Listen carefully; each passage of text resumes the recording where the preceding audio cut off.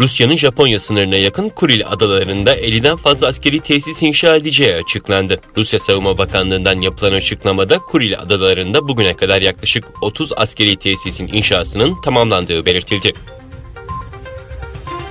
ABD Dışişleri Bakanı Antony Blinken, altyapı ve teknoloji ile ilgili bazı alanlarda Çin'in kendilerini geçtiğini ve gerekli atılımları gerçekleştirmemeleri halinde rekabet güçlerinin azalacağını söyledi. Amerikan dış politikasının güçlü unsurlarından birinin de ABD'nin kendi içindeki altyapı ve teknolojik üstünlüğü olduğunu kaydeden Blinken, altyapı yatırımının Çin, Rusya ve diğer ülke hükümetlerinin sözde ABD durgunluk teorisini etkili bir şekilde çürüteceğini söyledi. Biden yönetimi Belarus Cumhurbaşkanı Alexander Lukashenko ve rejimine demokrasi, insan hakları ve temel özgürlükleri kısıtladığı gerekçesiyle yeni yaptırımlar uygulanması kararı aldı. Öte yandan İngiltere'de Belarus'ta 9 Ağustos 2020'de yapılan Cumhurbaşkanlığı seçiminin yıl dönümünde bu ülkeye yeni yaptırımlar uygulama kararı aldı.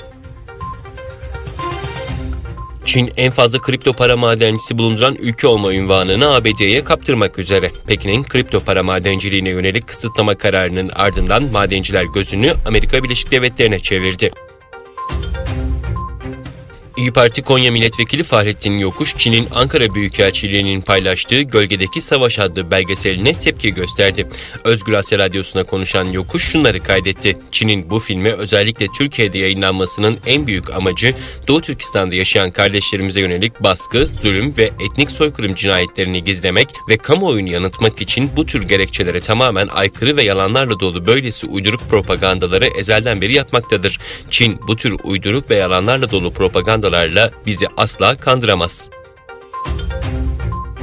ABD Savunma Bakanı Lloyd Austin birliklere gönderdiği bildiride en geç Eylül ortasına kadar aşının zorunlu olması için Biden'ın onayını isteyeceğini açıkladı.